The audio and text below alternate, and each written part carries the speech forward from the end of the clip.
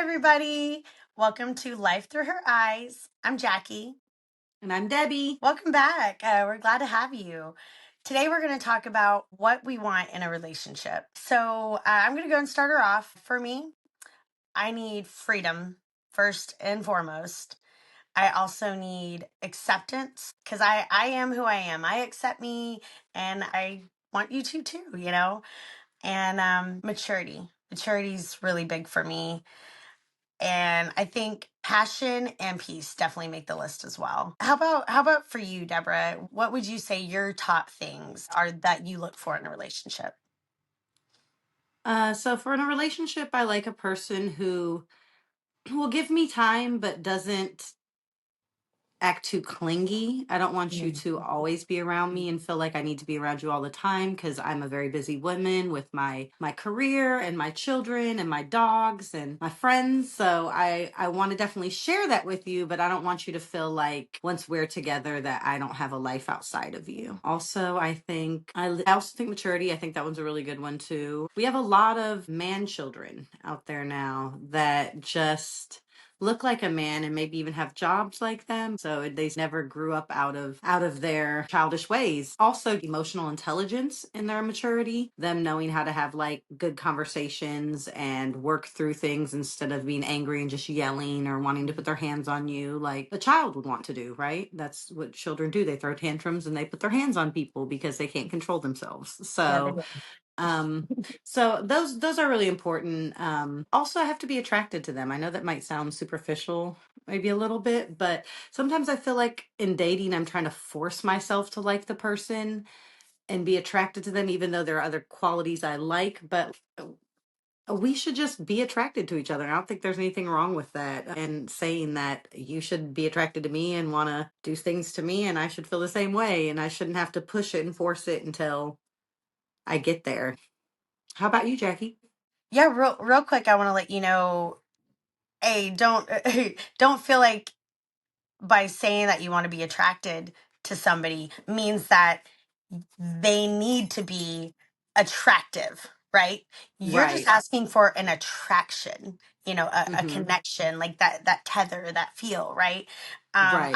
I don't think in any way you're trying to convey like that person has to be like the finest person in the room. You're Yeah. not really saying that, but to you, No. you need to feel Right. attracted to somebody. Right. Absolutely agree. I feel, every point that you made definitely makes sense. And I can see that for you. And I want all those things for you. But for you, you're my best friend and I love you and I want the best for you. And so I think all those things and more for sure. Like I think you deserve all those Thanks. things. And I know too, for both of us, right now is probably not even a good time for actually a relationship anyway, True. but as far as looking into what we would like to have in a relationship, or even saying if this came along, I'm one. I can be very like carpe diem, like let's see it out. Maybe right now is not a great time, but if we kind of work slow and if I think it's worth it. And if they think it's worth it, then everything can kind of come out in its own timeline. That Right. makes sense. Yeah. But I agree. I agree. For me, the maturity is really huge too. I'm a firm believer. I'm not your mom, and I Yeah. shouldn't have to behave as somebody's mother in a romantic relationship. At my age, at our age, I Right. shouldn't be dating people that I need to teach for myself because I don't have the patience for it. When it comes Right. down to it, I just don't have the patience. And that's just me. It's okay for other people to do that. And I don't necessarily think it's like the video games and such cuz I like video games too. And I can get kind of caught up in it for longer than what's probably appropriate, but it's the emotional maturity and the maturity to know what to do with your time when you have it. If you Right. have the time to go ahead and video game out for a day, awesome, have at it. But not every day. Not Right. tons and tons of hours every day where you're letting everything else go by the wayside and you're not doing Right. things that you need to do because now that's not mature. Now you are behaving as a child. Right. and I need an accountable partner, and if they're not on their stuff, it's hard for me to be on mine. I'm not going to lie. Like, if they can't hold themselves accountable and they're I tend to I'll fall into what they're Follow. doing too, just because I'll enjoy spending that time with them. And if this is what we're doing the time with, like, then it is what it is. So I agree. Like, I need that maturity too. I think I could definitely, say with all of this over the years, it changes. Right now, like, those are my top things. I need freedom, which by the way, it's not because I want to be with everything and anything at all times. I don't want to feel controlled. I've been Right. put in a box in previous relationships, and you know going through the things that I have in past relationships, I just can't do it anymore. Like, I can't be Right. controlled. But throughout the years, it's changed, right? 20 years ago, I was looking for something different in a relationship. 10 years ago, it was different to now. For you, do you see the changes throughout the years and what you've expected or wanted from a relationship? Yeah, definitely. I think as we get older and mature and grow, what we want changes. Like when I was a teenager meeting my now ex-husband, the father of my three children, I just was so afraid of being alone. I was afraid that I would be unloved and alone forever. So just the idea of somebody wanting to partner up with me was like an amazing feeling, and that's my number one goal, is just wanting to be wanted and loved. And then as I went some years with him and we were still having issues with like financial stability, I realized in my 20s and 30s, I was like, okay, what's really important to me is someone who's financially stable, who has a good head on their shoulders about finances and about investing and things like that. And, adulting things like 401ks and just thinking about the future, because I feel like oftentimes a child just thinks about the Mm, present and they don't have the bandwidth to think of the future.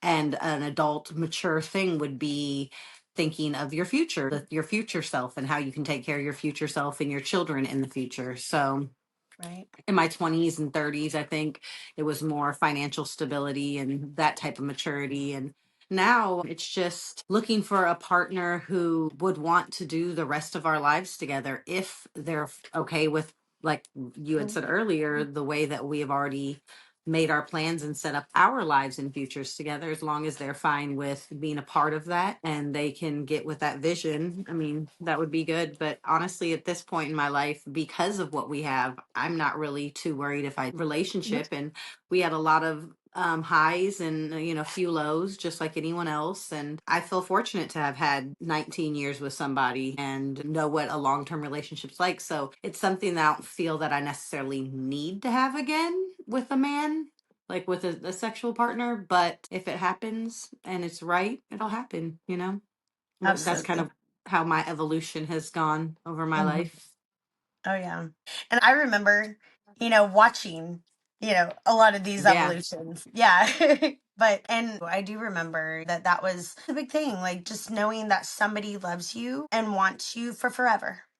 Those are beautiful things. And again, I don't want to, you know, hit the nail, like so many times, like over, drive this in. But what we want and what we have chosen isn't necessarily the conventional route, and it's not right for everybody. But this is our Hmm. journey, and just helping show all the different sides of things, really. Not trying to Right. be in an argumentative way in any, Right. shape or form, and not saying my way is the best or your way is the best. I just love us being able to share all this, together, and obviously with all of our viewers. And Yeah. um you know I feel like there's a lot of things that we all have in common, but it's also the differences that bring us, closer together, and opens our minds more, and I think that's a beautiful thing.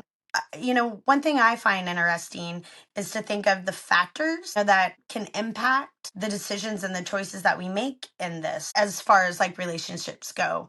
Yeah. Like, is it because of how we were raised? Remember when, we were little, we were, in the fifth grade, and then even beyond that, right? Like your younger childhood, pre Debbie Jackie, right?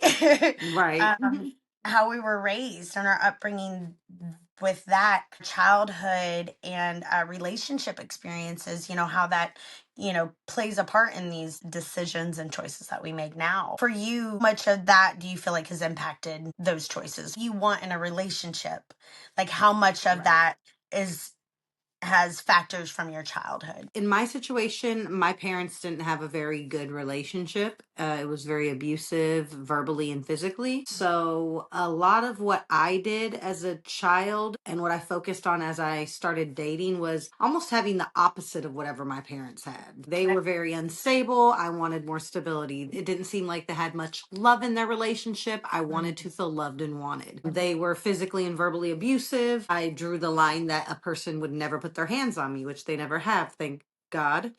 And so I think for me, how I found what I wanted in a relationship was really just figuring out what I didn't like in my parents. Because Right. I didn't have a lot of other examples of relationships. And so I just chose to do it that way and create what I wanted and what would make me happy because I saw what didn't make my parents happy. And I was like, all right, well, I don't want to continue Swerve. that trend. So I'm going to just do a turn here and go opposite direction. Right. What about you, Jack? Absolutely. I definitely agree. I think a big part of what we want in relationships has to do with our upbringing and what we see and what we experience. It plays such a huge role, really. That's your foundation. And I do remember. I remember spending the Hmm. night at your house, and you remember, my mom, I definitely in growing up in a single parent home, I didn't grow up with my dad around. In fact, I actually didn't even start calling him dad until like I was in my mid 20s. I think I was still referring to him as by first name basis, but that plays a huge role because I remember the moment, it was actually probably just a few years ago. The thought came, across my mind. I was like, I don't know what it's like, or I had to learn in my mid 20s what it was like to be touched by a man not in a sexual nature. I didn't know Right. how to react. Like the first time meeting my dad, 16. Then when we started having like a good relationship, I would say that was in my, early mid 20s. It was after I had my son, and it was different cuz he's affectionate. He would put his arm around me or just kind of like brush my hair across my face, and it was weird at first. It was like, ew, why are you Ew, are you touching me? You're hitting on my me, Dad? dad. Like, that's Yeah. weird. And then I had to stop and be like, no, wait, this is normal. Like there's nothing more normal and natural than a parent's love for a child and wanting Hmm. to show that child affection. That's normal, natural, and for me, just because I wasn't used to it and I didn't know what it was like because I didn't grow up with that, you know. But I you grew up didn't real longing for it, though. Right. Well, yeah, yeah, because I didn't know, I didn't have that example. I didn't, Hmm. in my face. I mean, I've had Right. family members with long lasting marriages, that I can see from afar, but I didn't live in that. Hmm. Like I just got to see it. So, not true examples, some glimpses. So, for me to grow up and kind of be this like, I'm an independent woman, I don't need you. I Hmm. want you. If you're in my life, I want you in my life. But just remember, I don't need you. Well, Right. that I whole came into this persona, world alone, that baby. I'm leaving it alone. I mean, But that whole mindset, right? That is yeah. that is learned, that's experience, and because of my childhood and then add in my later years and my relationships, my first marriage, my second marriage, I definitely had experiences in knowing um and thinking things that I wanted, and now things have changed, and it's kind Hmm. of a beautiful evolution, and I like where I'm at. And I think that's probably one of the biggest keys is no matter that upbringing, no matter the decisions I've made in relationships, got to be happy with where you're at in that moment. What do you feel outside of childhood experiences and relationship experiences do you feel has played factors as well? Like, do you think society, right? Do you think Oh, yeah. society kind of, tells you, or I shouldn't say tell you, but do you think that they're a factor in your decision? Absolutely. I mean, especially entertainment.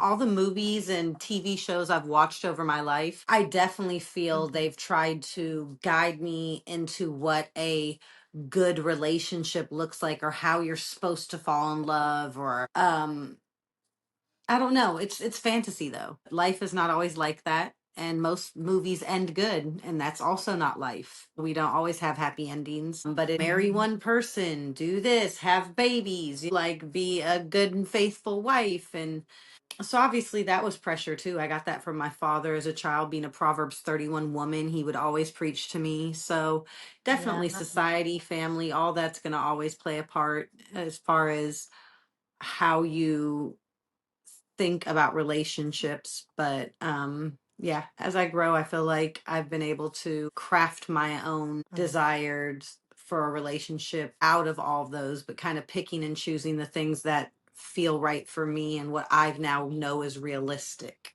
and Mm. not fantasy, which you don't really know that when you're young. That a lot of this is like Yeah. fantasy, and you don't realize that love and relationship is actually a lot of hard work. Being with someone for 19 years was work. After the first Right. couple years, you're kind of out of that honeymoon phase where you feel in love. Now love is a choice, and the person is not always loving or lovely at the at that moment. So it's kind of hard to keep something for longer than 2 years. Generally, you notice a lot of people break up shortly after that feeling goes away, and now they have to work at it. So, and sometimes it's hard finding a partner that's worth working at it Mhm. with. But if you can find someone that has similar interests and has similar goals that you do, then maybe it can work out and it can be a beautiful thing. I mean, I did it for 19 years, but it didn't take me where I wanted to go. So I was like, I think it's time for us to go our separate ways and figure this out on our own, and Right. start our Right. new 100, lives. 100%.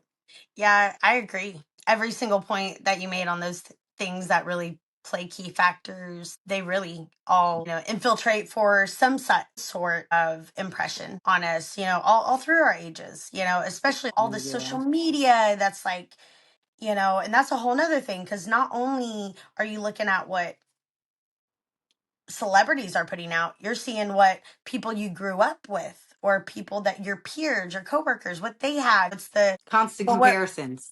but what do people do? People Yeah. normally post at their best, right? Right. Every now and then you'll see the cringy, like, oh, they really aired a lot of that. They're not trying to Yeah. like post like my happy life, are they? Right. Right. Right. So there's Right. all sides of the spectrum, I guess. I feel the biggest thing with that is as long as we know where we draw the line of whether it's our truth or if it's a truth that we've been told. Because you got to figure out what's best for you and what's right for you. Because if you don't, Right. like, then how will you ever find happiness? Really, really Right. true. And I think how we want a relationship and what we want in a relationship and knowing that and staying true to that, I think is really big and key Yeah. for everybody, really. Absolutely. Good stuff, girl. Yeah. Yeah, absolutely. I agree with you, staying true to you and kind of taking and making it whatever's best for you. This is how we feel. That's not what we're telling you how you need to feel. This is, Right. your life to live, and this is our life to live, and we're doing it the way that feels good to us. And really what we're doing is just trying to encourage other people to also do what feels good to you, instead of feeling too much of the pressure from society and parents and everything else. Because especially if you're feeling pressured and it doesn't feel right to you, that's your intuition, your higher self being like, Mhm. don't do it. This is not okay, Yeah. Like, So, does it resonate? Or, like, you got right. to find the things that are in alignment with what you need, and finding that is important. I think Yeah. it's kind of the first step of your happy life. Yeah. You find what works and then you go with it. Right. Absolutely. Constantly tweaking it until, you get where you want to go. Absolutely. I Absolutely. agree. That's Yeah. awesome. Well, I've really enjoyed having this conversation and everybody joining us in this Yay. conversation. And if anybody has any, questions, comments, anything they want to add, let us know in the comments. And don't forget to like and subscribe. We appreciate Yay, you, yay. and can't wait till next time. Bye. Yay. Thank you. Bye.